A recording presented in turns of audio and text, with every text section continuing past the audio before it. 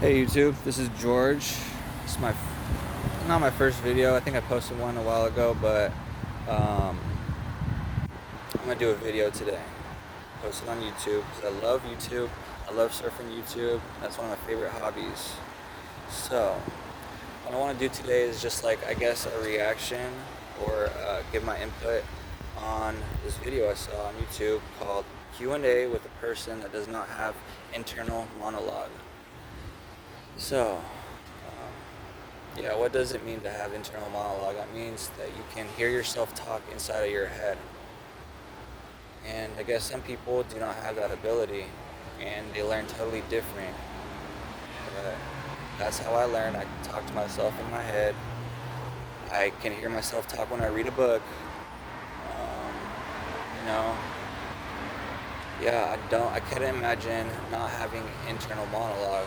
So what this guy was doing is he just sat down, I think, with one of his colleagues in college, and he found out that some people don't speak to themselves inside of their head.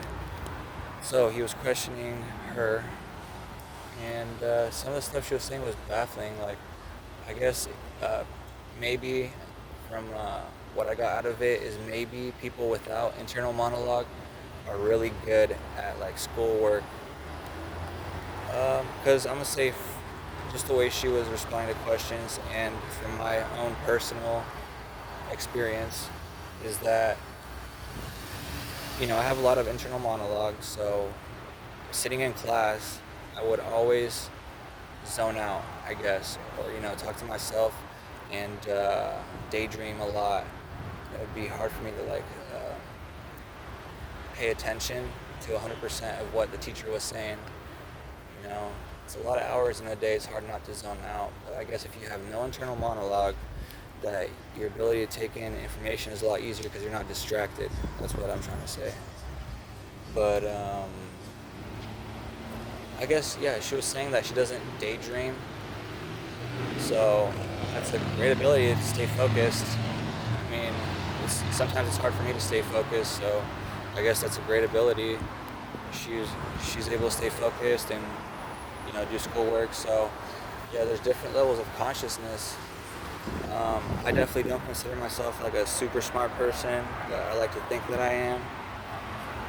And I'm guessing people without an internal monologue are smarter than people that don't have an internal monologue because they're not always distracted, so they can stay focused. Okay, move on to the next subject. Boom. But with internal monologue, from my own personal experience, I am all over the place at times. It's hard for me to just like, even with this video, it's hard for me to put together my sentences, and I always have to think things through a lot. But I guess, yeah, he was interviewing her and she was saying that when she reads, that she like looks at the shape of a sentence and does not read it in her own head. She said she doesn't even really like to read, because I don't know. She takes in information, she sees the shape of the sentence and gets a vague understanding of what the story is about. And he was also questioning her, or it was actually a comment. He was saying that they both did a test, a 100-question test, and that she finished so quick, like she was already done by the time he was like on question 12. So I don't know. Yeah, when I say that people without internal monologue are smarter, when I say that, I'm saying that probably like book smarts, like through school. I guess they can't really, I feel like it's like, what am I trying to say? I don't know. I feel like it's, what am I trying to say? Gosh darn it, I don't even know anymore. See, it's hard for me to stay focused. Oh, I guess like they're not really good at like conceptualizing like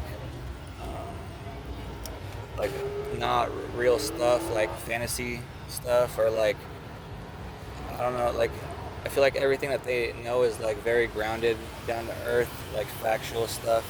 They can't really like they don't have a broad, people without internal monologue don't have like a broad range of like information that they can like put together. I feel like it is what it is, and they can't really like go past that to like be creative. That's probably what I'm trying to say is creativity. I feel like people with an internal monologue are more creative, probably. This is all fact.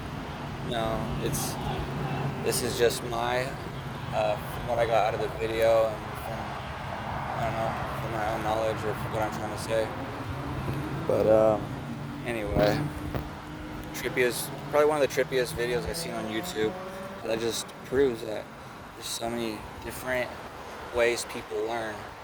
There's so many different ways people store their knowledge and use their knowledge. And it's just trippy. I don't understand. I could not understand not having internal monologue. I think I would like it though, just because I want to get distracted, and it's just like, boom, focus, go. All right, next task, boom, focus, go. You know, it's like nothing like really in your head, like, oh, should I do this? Should I do that? Should I do this? Should I do that? No, it's like, you know what I'm trying to say. It's like one thing at a time. It's like no distractions. But yeah, I don't know. There needs to be more tests done on this sort of thing, because I, for one, would love to know. I would love to know, like, what percentage of the population is what. You know, maybe there's more than. There's got to be a million different ways people learn, and it's like, you know, IQ. I don't know. Maybe do like IQ tests on different people, and like people with this trait or with that trait. I don't know. I would love to see tests like that done. But yeah. Anyway, go check out that video. It's called Q&A with a person that does not have internal monologue. And let me know what you guys think about it. I would love to know. Peace out. YouTube.